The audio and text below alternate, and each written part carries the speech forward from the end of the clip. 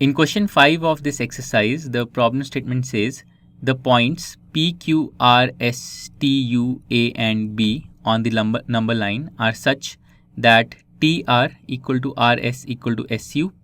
So if you observe the number line figure, if you observe this part of the number line, we are told that TR equal to RS equal to SU, and then we are told that AP is equal to PQ is equal to QB. So in this part of the number line, the three segments AP, PQ and QB, they are also equal. Now, based on this information, we have to name the rational numbers represented by P, Q, R and S. So P and Q are these 2 points, P and Q, and then R and S are these 2 points here. So we have to determine the rational numbers represented by these 4 points, P, Q, R and S. Now we see that P and Q, they lie between 2 and 3 because A is 2 and B is 3. So P and Q lie between 2 and 3 and divide this interval into 3 equal parts. Similarly, we see that R and S, they lie between -2 and -1 and they divide this interval into 3 equal parts as well. Since each interval is being divided into 3 equal parts, let's write the integers at the end points of these intervals as rational numbers with denominator 3. So we can write -2 as -6/3 and we can write -1 as -3/3. Correct? Similarly, we can write 2 as 6/3 and we can write 3 as 9/3.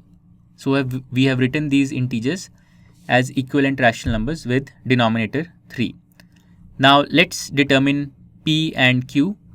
Since A, this point here, is 6/3 and B, which is this point here, is 9/3, and P and Q divide this interval from A to B into 3 equal parts, we see that P must be equal to 7/3 and Q must represent 8/3. So let's write these observations. So P represents 7/3 and Q represents 8/3. Okay, and similarly, let's determine what R and S represent. So R and S, they divide the interval between U and T into 3 equal parts, and since U is -6/3 and T represents -3/3, therefore S must be -5/3 and R must be -4/3. Okay, so let's write this as well. We must have R representing -4/3 and S, it represents -5/3. So these are the answers for this question. P represents 7/3, Q represents 8/3, R represents -4/3 and S represents -5/3.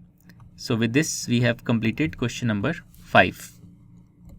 To learn more about how QMath can help you crack school and board exams, explore QMath Leap, a live online classroom program run by highly experienced and committed teachers.